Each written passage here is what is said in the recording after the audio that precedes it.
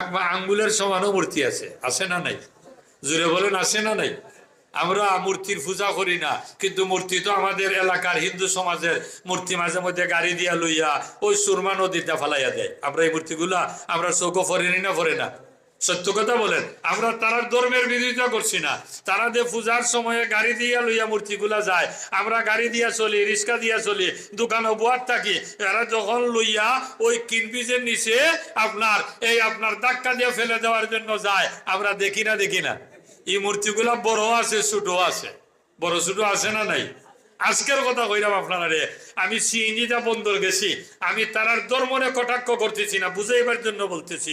আপনার ওই মির্জা দাঙ্গালের ওই অনদে একটা তারার আখড়া আছে, এখানে দেখি সুন্দর একটা মূর্তি সাজাইয়া রাখছে। আমি মনে মনে আনলাম যে এখন যদি মূর্তিটা দেই, এখানে তুই কিতা করত, এই মূর্তি আমার কথার জবাব দিতে পারবো নি? দিকে বলেন যে জবাব দিতে পারবো নি? যারা বানাইয়া রাখছে এরা যদি ডাকে, হ্যাঁ মূর্তি তুই কথা হইতে পারবো নি? কথা হইতে পারতো না। সুবহানাল্লাহ, কথা হইতে পারতো না। তাহলে এটারে পূজা করবেন কেন? যাক, এটা তাদের ধর্মের ব্যাপার।